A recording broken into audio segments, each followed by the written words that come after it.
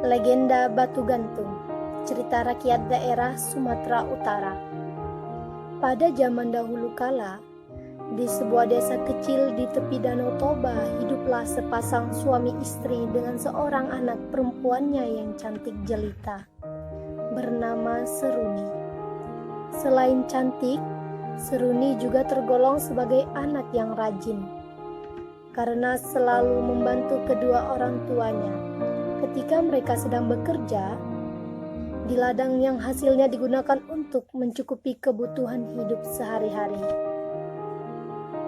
Suatu hari, Seruni harus bekerja di ladang seorang diri karena kedua orang tuanya sedang ada keperluan di desa tetangga. Ia hanya ditemani oleh anjing peliharaannya yang diberi nama Sitoki. Sesampainya di ladang, Seruni hanya duduk termenung sambil memandangi indahnya alam Danau Toba. Sementara anjingnya, Sitoki, ikut duduk di samping sambil menatap wajah majikannya yang tampak seperti sedang menghadapi suatu masalah. Sesekali sang anjing menggonggong untuk mengalihkan perhatian Seruni apabila ada sesuatu yang mencurigakan di sekitar ladang. Sebenarnya, beberapa hari terakhir, Seruni selalu tampak murung. Hal ini disebabkan karena sang ayah yang menjodohkannya dengan seorang pemuda yang masih tergolong sepupunya sendiri. Padahal ia telah menjalin hubungan asmara dengan seorang pemuda di desanya dan telah berjanji akan membina rumah tangga. Keadaan ini membuatnya menjadi bingung, tidak tahu harus berbuat apa, dan mulai berputus asa. Di satu sisi, ia tidak ingin mengecewakan orang tuanya. Namun, di sisi lain, ia juga tidak sanggup jika harus berpisah dengan pemuda pujaan. Setelah merenung beberapa saat dan tanpa menghasilkan apa-apa, Seruni beranjak bangkit dari tempat ia duduk. Dengan berderai air mata, ia berjalan perlahan ke arah Danau Toba. Rupanya, ia sudah sangat berputus asa dan ingin mengakhiri hidupnya dengan cara menceburkan diri ke Danau Toba. Sementara itu, Sitoki yang juga mengikuti dari belakang majikannya menuju tepi danau hanya bisa mengkongkong karena tidak tahu apa yang sedang berkecamuk di dalam benak Seruni. Saat berjalan ke arah tepi Danau Toba, tiba-tiba ia terperosok ke dalam sebuah lubang batu besar hingga masuk ke dalam dasarnya. Dan karena itu, ia berada di dasar lubang yang sangat gelap, membuat gadis cantik Seruni itu menjadi takut dan berteriak meminta tolong kepada anjing kesayangannya.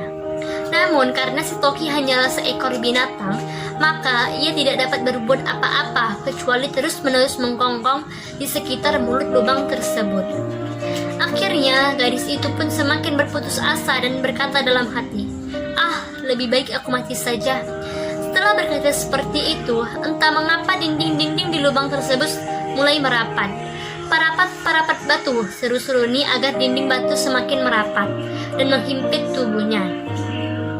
Melihat kejadian itu, Sitoki langsung berlari ke rumah untuk meminta bantuan.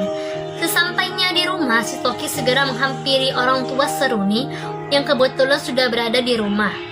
Sambil menggonggong, mencakar dan mondar-mandir di sekitar majikannya, Sitoki berusaha memberitahukan bahwa Seruni dalam keadaan bahaya.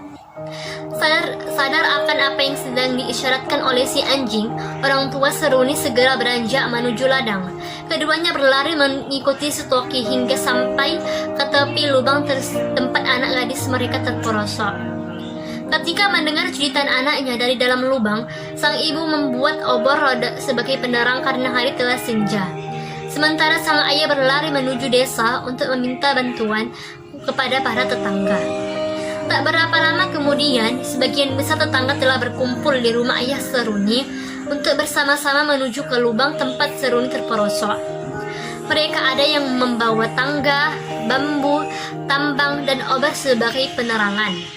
Sesampainya rombongan di ladang, sambil bercucuran air mata, ibu Seruni berkata pada suaminya, "Pak, lubangnya terlalu dalam dan tidak tembus cahaya.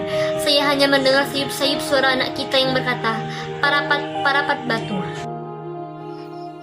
Tanpa menjawab pertanyaan istrinya, ayahnya Seruni melonggok ke dalam lubang dan berteriak, "Seruni, Seruni!"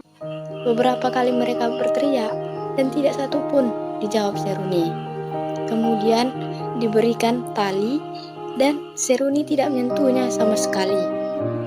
Merasa khawatir, sang ayahnya pun menyusul putrinya dan kemudian dicegah oleh istrinya dan tetangganya. Setelah itu, terdengarlah suara gemuruh dan bumi bergoncang sangat dahsyat yang perlahan merapat dan tertutup. Seruni pun terhimpit dan tidak terselamatkan. Setelah gempa berhenti, di atas lubang yang tertutup tersebut muncullah batu besar yang menyerupai tubuh gadis yang menggantung pada dinding tebing. Dan orang-orang melihat kejadian tersebut mempercayai itu adalah penjelmaan dari Seruni dan menamainya sebagai batu gantung. Ucapan terakhir Seruni yang terdengar warga adalah "Parapat, parapat, parapat", dan kemudian daerah sekitaran batu gantung tersebut dinamai dengan Parapat. Pesan yang dapat kita ambil adalah yang pertama, kita harus semangat dalam menjalani hidup ini. Kedua, jangan berputus asa.